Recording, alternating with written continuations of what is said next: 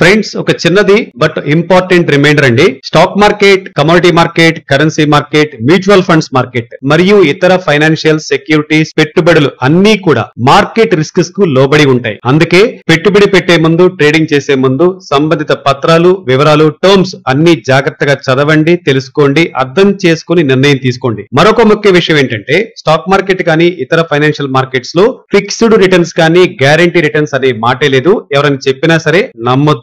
Market up and downs ఉంటాయి. So smart గా నేర్చుకోండి, తెలుసుకోండి, ప్రొఫెషనల్ గా పెట్టుబడి పెట్టండి, వెల్దీగా గ్రో అవ్వండి. ఎవరి మనీ ఎవరి responsibility. Let's grow together. Hello friends, welcome to our channel GK. అందరికీ నమస్కారం అండి. మన ఇండియన్ గ్రోత్ స్టోరీ రోజు రోజుకు మరింత స్ట్రాంగ్ అవుతుందండి. దీనికి గల మెయిన్ రీజన్ మొదటిగా యంగ్ పవర్. ఇండియా అంటేనే యూత్. వర్క్ చేసే జనాభా ఎక్కువ, ప్రొడక్టివిటీ కూడా double. Second reason infrastructure boom అండి. Everywhere construction, expressways, airports. India is under development mode. Roads, building, constructions, ప్రతి చోట కన్స్ట్రక్షన్. నెక్స్ట్ రీజన్ దేశీ డిమాండ్ ఆల్వేస్ ఆన్. మీరు ఎక్కడైనా చూడండి, shopping malls, EV sales, travels, movies, Indians are spending happily. Demand ఉంటే market never slow down. Next reason అండి, global trust in India అండి. World అంటే ఇప్పుడు make in India, invest in India, FDIs inflows, new industries, more jobs, growth cycle continue అవుతుంది. And IT గురించి మనం ప్రత్యేకంగా చెప్పాల్సిన అవసరం లేదు. Boss we are. లైక్ గూగుల్ తీసుకోండి, మైక్రోసాఫ్ట్ తీసుకోండి, అడోబ్ తీసుకోండి. బిగ్ కంపెనీస్ లో సీఈఓస్ ఎవరండి? ఎస్, మన Indians. Services, exports huge foreign money తీసుకొస్తున్నాయండి. లేటెస్ట్ రిపోర్ట్స్ ప్రకారం మన దేశ జనాభా 146 crores ప్లస్ అండి. ఇండియా ప్రస్తుతం ఒక రాకెట్ లో ఉంది. ఇప్పుడు ఎక్కిన వాళ్ళు ఫ్యూచర్ లో సెలబ్రేట్ చేసుకుంటారు. So friends, believe in India, invest in India. మన ఇండియా గ్రోత్ స్టోరీ రోజు రోజుకి స్ట్రాంగ్ అవుతుందని ఈ కారణాలు చెప్తున్నాయి కదా. మన ఇండియన్ మార్కెట్ లో పిఎస్సిస్ అంటే పబ్లిక్ సెక్టార్ అండర్టేకింగ్స్ అన్నమాట ఇప్పుడు స్టార్ అట్రాక్షన్స్ అయ్యాయండి. దాంతో పబ్లిక్ సెక్టార్ అండర్టేకింగ్స్, పిఎస్సీలు మళ్ళీ ఇన్వెస్టర్స్ కి ఒక కాన్ఫిడెంట్ పెరుగుతుంది. ఈ వీడియోలో మనం టాప్ 4 పిఎస్యు స్టాక్స్ గురించి మాట్లాడుకుందాం. ఫ్రెండ్స్, మీరు ఆల్రెడీ పిఎస్సిస్ లో ఇన్వెస్ట్మెంట్ చేసినవి లేదా చేయాలనుకుంటున్న పబ్లిక్ సెక్టార్ స్టాక్స్ కామెంట్ లో చెప్పండి.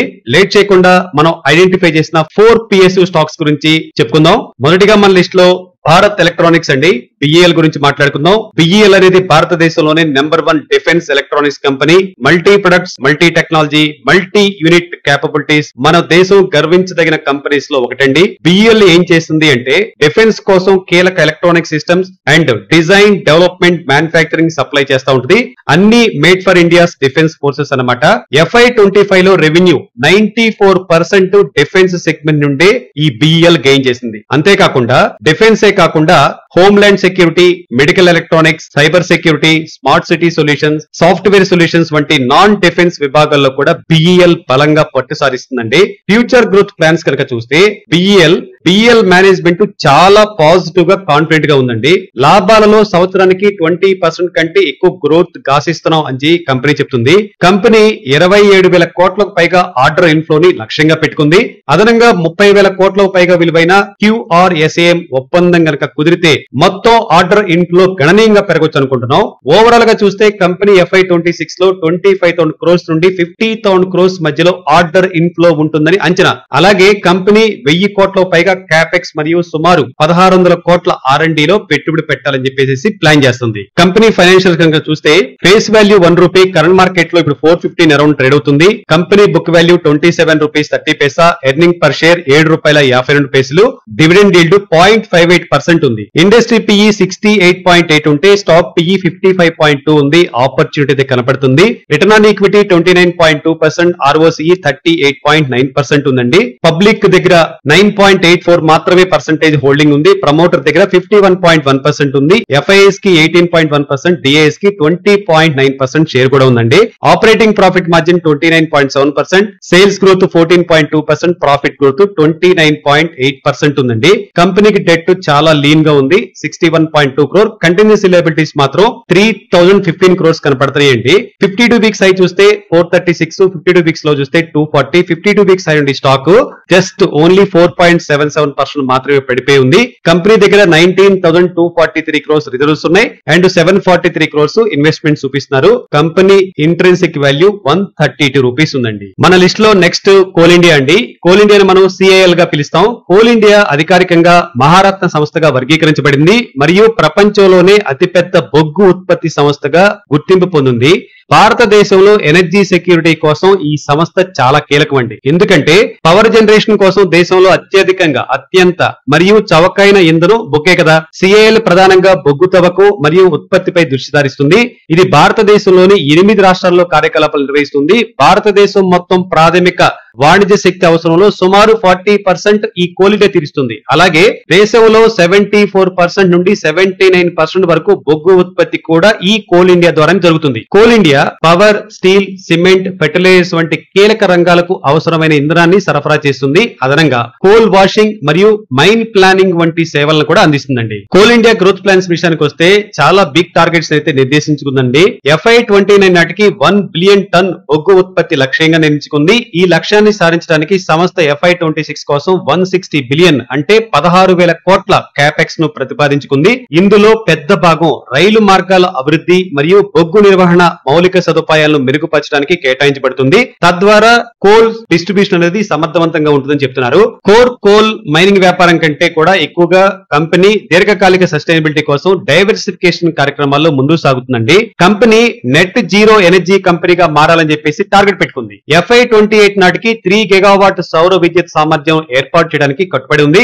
అదనంగా కోల్ టు కెమికల్ అంటే కోల్ గ్యాసిఫికేషన్ ప్రాజెక్టులు వంటి మోర్ గ్రోత్ సెక్టార్స్ లో జాయింట్ వెంచర్లు ఏర్పాటు చేస్తూ లిథియం, కోబాల్ట్, గ్రాఫైట్ వంటి క్రిటికల్ ఖనిజాల ఆస్తులను సంపాదించేందుకు చురుకుగా వ్యవహరిస్తుంది. దీని ద్వారా భారతదేశం ఇలాంటి ముఖ్యమైన వనరుల దిగుమతులపై ఆధారపడి ఉండటం తగ్గుతుందండి. కంపెనీ ఫైనాన్షియల్స్ చూస్తే కంపెనీ ఫేస్ వాల్యూ ₹10. కంపెనీ ఇప్పుడు కరెంట్ మార్కెట్ లో ₹397 దగ్గర ట్రేడ్ అవుతుందండి. Company year high 460, company year లో ₹349 ఉంది. బుక్ వాల్యూ ₹161 ఉంది. ఎర్నింగ్ పర్ షేర్ ₹53.80 ఉంది. Return on equity 38.9%, ROCE 48%, industry PE 14.2 ఉంటే ఫ్రెండ్స్ స్టాక్ PE మాత్రం 7.38 ఉంది. లాంగ్ టర్మ్ ఇన్వెస్టర్స్ డెఫినెట్ గా మీ వాచ్ లిస్ట్ లో పెట్టుకొని కంపెనీ కొంచెం స్లోగా ఉన్నమాట మాత్రం వాస్తవమే, కానీ PE వైజ్ గా చూసుకుంటే మాత్రం ఎక్సలెంట్ గా కనబడుతుంది. అఫ్ కోర్స్ ప్రమోటర్ హోల్డింగ్ 63.1% ఉంది. పబ్లిక్ దగ్గర చాలా తక్కువ ఉందండి, 5.98%, FIS దగ్గర 7.96%, DIS దగ్గర 22.8% ఉంది. కంపెనీకి డెట్ 9,146 crores ఉంది అండ్ కంటిన్యూస్ లయబిలిటీస్ మాత్రం చాలా ఎక్కువ కనపడుతుందండి, 56,471 crores ఉంది. And sales growth -1.68%, profit growth కూడా -12.4% ఉంది. ఆపరేటింగ్ ప్రాఫిట్ మార్జిన్ 32% ఉందండి. ఫ్రెండ్స్ 52 వీక్స్ నుండి స్టాక్ 13.7% కరెక్ట్ అయి ఉంది. డెఫినెట్ గా ఈ స్టాక్ ను మీ వాచ్ లిస్ట్ లో పెట్టుకొని పర్టికులర్ గా వెరీ లాంగ్ టర్మ్ ఇన్వెస్టర్స్ ఎవరైతే ఉంటారో దీని మీద ఒక కన్నేసి ఉంచండి. నెక్స్ట్ మన లిస్ట్ లో గెయిల్ ఉందండి. గెయిల్ మన ఇండియాలో ప్రముఖ నేచురల్ గ్యాస్ కంపెనీగా గుర్తింపు పొందింది. ఇది మనందరికీ తెలిసిన విషయమే. దీని ప్రధాన వ్యాపారం దేశవ్యాప్తంగా నేచురల్ గ్యాస్ మరియు LPG రవాణా కోసం భారీ ఇన్ఫ్రాస్ట్రక్చర్ ను నిర్వహించడం. దేశంలోని మొత్తం natural gas transmission pipe lines లో సుమారు 65% భాగం గెయిల్ ఆధీనంలో ఉంది. ఈ విస్తృత పైప్ లైన్ వ్యవస్థను నిర్వహించడమే కాకుండా గెయిల్ భారతదేశంలో నేచురల్ గ్యాస్ మార్కెటింగ్ లో కూడా ప్రధాన సంస్థగా నిలుస్తుందండి. ముఖ్యంగా LNG ని దిగుమతి చేసుకుని దేశంలోని వివిధ ప్రాంతాలకు డిస్ట్రిబ్యూట్ చేస్తా ఉంటది. అదనంగా పెట్రోకెమికల్స్, LPG మరియు ఇతర లిక్విఫైడ్ హైడ్రోకార్బన్స్ ఉత్పత్తి వంటి వ్యాపార విభాగాల్లో కూడా గెయిల్ కు పెద్ద స్థాయి ఉనికి ఉందండి, ఇది గుర్తుపెట్టుకోండి. ఇంకా సబ్సిడరీస్ మరియు జాయింట్ వెంచర్స్ ద్వారా సిటీ గ్యాస్ డిస్ట్రిబ్యూషన్ CGD రంగాన్ని కూడా అభివృద్ధి చేస్తుంది. గెయిల్ గ్రోత్ ప్లాన్స్ చూస్తే చాలా ఎఫెక్టివ్ గా ఉన్నాయండి. భవిష్యత్తు విషయంపై ఎక్కువ దృష్టి పెట్టి స్ట్రాటజీ 2030 కింద పెద్ద లక్ష్యాలను అమలు చేస్తుంది. ప్రధానంగా పైప్ లైన్ నెట్వర్క్ ను విస్తరించడం మరియు గ్యాస్ సోర్సింగ్ సామర్థ్యాన్ని మరింత బలోపేతం చేయడం దీని లక్ష్యం. దేశీయ డిమాండ్ పెరుగుతున్న నేపథ్యంలో 2030 నాటికి 5 to 6 MMTPA LNG ను ప్రపంచంలోని పలు దేశాల నుండి సురక్షితంగా పొందాలని చెప్పేసి ప్లానింగ్ పెట్టుకుంది. అదే సమయంలో అధిక విలువ కలిగిన పెట్రోకెమికల్ విభాగాన్ని బలోపేతం చేసేందుకు ఇంపార్టెంట్ ప్రాజెక్ట్స్ ను అమల్లో ఉన్నాయి. ఉసార్లోని 500 KTA PDHPP ప్లాంట్ స్థాపన, పాటాలో 60 KTA పాలీప్రొపైలైన్ యూనిట్ ఏర్పాటు అనమాట. కంపెనీ ఫైనాన్షియల్ విషయానికి వస్తే కంపెనీ ఫేస్ వాల్యూ ₹10 అండి. కంపెనీ ఇయర్ హై 260 ను ఇయర్ లో 151, 52 వీక్స్ హై నుండి ఈ స్టాక్ జస్ట్ 16.7% మాత్రమే కరెక్ట్ అయి ఉంది. కంపెనీ బుక్ వాల్యూ ₹129 ఉంది. ఎర్నింగ్ పర్ షేర్ ₹17.70 ఉంది. అండ్ ఇండస్ట్రీ PE అయితే 16.8 ఉంది. స్టాక్ PE 12.2% ఉంది. ఆపర్చునిటీ కనబడుతుంది. రిటర్న్ ఆన్ ఈక్విటీ 13.1% ఉంది. ROCE 14% ఉందండి. కొంచెం లీన్ గా ఉన్నాయి. ఆపరేటింగ్ ప్రాఫిట్ మార్జిన్ కూడా స్లైట్ గా డిసప్పాయింట్ చేస్తుంది. 10% ఉంది. కంపెనీకి డెట్ 21,595 crores ఉంది. అండ్ కంటిన్యూస్ లయబిలిటీస్ మాత్రం 7,527 crores ఉందండి. ప్రమోటర్ దగ్గర గవర్నమెంట్ ఆఫ్ ఇండియా 51.9%, పబ్లిక్ దగ్గర 6.92% ఉంది. FIS 13.7%, DIS దగ్గర 19.9% ఉంది. ఇక కంపెనీ సేల్స్ గ్రోత్ అయితే 5.4 చూపిస్తున్నారు. ప్రాఫిట్ గ్రోత్ అయితే -13.7 చూపిస్తున్నారండి. ఓవరాల్ గా ఓకే అనిపిస్తుంది. డెఫినెట్ గా ఈ స్టాక్ ని మన రాడార్ లో పెట్టుకొని దీన్ని వాచ్ చేయొచ్చు. ఇక మన లిస్ట్ లో last company garden reach ship builders engineers అండి. ఈ కంపెనీ వార్ షిప్స్ నిర్మాణంలో నిమగ్నమై ఉంది అండ్ సర్ఫేస్ షిప్ బిల్డింగ్ లో నిపుణత కలిగిన సంస్థ అండి. భారత రక్షణ రంగానికి సేవలు అందించడంతో పాటు GRSC వద్ద షిప్ రిపేర్ మరియు ఇంజనీరింగ్ ప్రొడక్ట్స్ విభాగాలు కూడా ఉన్నాయండి. ఇంజనీరింగ్ విభాగం పోర్టబుల్ స్టీల్ బ్రిడ్జ్లను ఉత్పత్తి చేస్తుంది. ఇవి మన Indian army, PRO border roads organisation మరియు NHIDCL కు సరఫరా చేయబడతాయి. కంపెనీ గ్రోత్ ప్లాన్స్ చూస్తే కనుక మన GRSC future growth and diversification లక్ష్యంగా పెట్టుకుందండి. ముఖ్యంగా 2030 నాటికి నవరత్న సంస్థగా మారటం పెట్టుకుందండి. టాప్ ఇండియన్ షిప్ యార్డ్ ప్రపంచ వ్యాప్తంగా గుర్తింపు పొందాలని చెప్పేసి టార్గెట్ పెట్టుకుంది. ప్రస్తుతం ఉన్న సౌకర్యాల్లో పెద్ద పరిమాణం గల ప్లాట్ఫామ్ల నిర్మాణంలో పరిమితులు ఉండటంతో పెపావాతో చేసిన MOU కొలాబరేషన్ ఆఫ్ అగ్రిమెంట్ ద్వారా సామర్థ్యాన్ని విస్తరించేందుకు ప్రణాళిక ఉంది. కంపెనీ వచ్చే 5 సంవత్సరాల్లో సుమారు 40 నౌకలను నిర్మించడానికి లక్ష్యంగా పెట్టుకుందండి. అదనంగా కొత్త ఉత్పత్తుల అభివృద్ధిపై దృష్టి సారిస్తుంది. ముఖ్యంగా అటానమస్ వెసల్స్, హైబ్రిడ్ ఫెర్రీలు వంటి గ్రీన్ ఎనర్జీ ప్లాట్ఫామ్స్ అన్నమాట.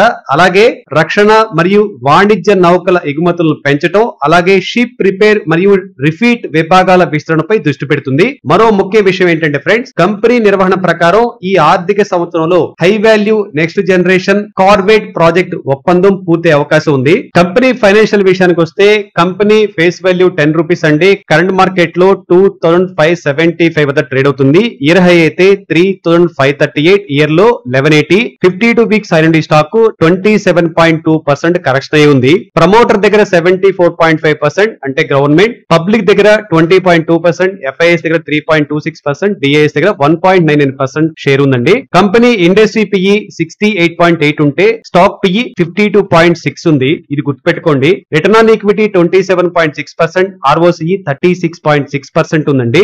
ఓవరాల్ గా ఈ విషయంలో మాత్రం చాలా పాజిటివ్ కనపడుతుంది. And book value 182 rupees, earning per share 48 rupees 90 పైసా ఉందండి. అండ్ కంపెనీ డెట్ అయితే జస్ట్ 9.67 crore ఉంది. అండ్ కంటిన్యూస్ లయబిలిటీస్ మాత్రం 7,831 crores ఉన్నాయండి. ఆపరేటింగ్ ప్రాఫిట్ మార్జిన్ కొంచెం స్లైట్ గా డిసప్పాయింట్ చేస్తుంది. 8.87%, సేల్స్ గ్రోత్ 39.8% ఉందండి. అండ్ ప్రాఫిట్ గ్రోత్ 52.4% ఉందండి. ఓవరాల్ గా కంపెనీ విషయంలో చాలా చాలా బాగుందండి. ఈ 4 కంపెనీస్ ఫండమెంటల్స్ స్ట్రాంగ్ గా ఉన్న కంపెనీస్ ఇప్పుడు మార్కెట్ హై దగ్గర ఉండటం వల్ల కాస్త స్లైట్ గా ఎక్స్పెన్సివ్ గా అనిపిస్తుంది. బట్ కానీ మీరు PEs తో గమనించినప్పుడు fundamentals ROE, ROCE, dividend yield, book వాల్యూలు, ఇంట్రిన్సిక్ వాల్యూలు, ఆపరేటింగ్ మార్జిన్ తో కంపేర్ చేసినప్పుడు ఇంకా స్ట్రాంగ్ ఆపర్చునిటీ కనిపిస్తున్నాయి. ఇప్పుడున్న పరిస్థితుల్లో స్టాక్ సిప్ ద్వారా యాడ్ చేసుకుంటూ మార్కెట్ కరెక్షన్స్ వచ్చినప్పుడు ఎక్కువ ఇన్వెస్ట్మెంట్ చేసి లాంగ్ టర్మ్ హోల్డ్ చేసుకుంటే మంచి వాల్యూ క్రియేట్ అవకాశం ఉంది అనుకుంటున్నామండి. అండ్ ఫ్రెండ్స్, మన రిజిస్టర్డ్ ఇన్వెస్టర్స్ అండ్ ట్రేడర్స్ కి కంపెనీస్ అండ్ ఇండెక్స్ లకు సంబంధించిన short term, medium term and long term advisory plus trading ideas ను రియల్ టైమ్ లో మన సర్టిఫైడ్ అండ్ ఎక్స్పీరియన్స్డ్ టీమ్ ద్వారా పొందవచ్చు. దీనికి సంబంధించిన లింక్ కింద డిస్క్రిప్షన్ లో ఇచ్చాను, జాయిన్ అవ్వండి. And first year account opening charges plus annual maintenance charges కూడా ఫ్రీ అండి. ఫ్రెండ్స్, ఈ వీడియోలోని కంటెంట్ అండ్ ప్రెజెంటేషన్ నచ్చితే లైక్ చేయండి, కామెంట్ చేయండి, మన వారికి కూడా షేర్ చేయండి. అండ్ మన GK ఛానల్ ని సబ్స్క్రైబ్ చేసుకోండి. ఇవి ఈ రోజు మన స్టాక్ మార్కెట్ ఇన్సైట్స్. మరో మార్కెట్ ఇన్సైట్స్ తో కలుద్దాం. Thanks for watching. జై హింద్.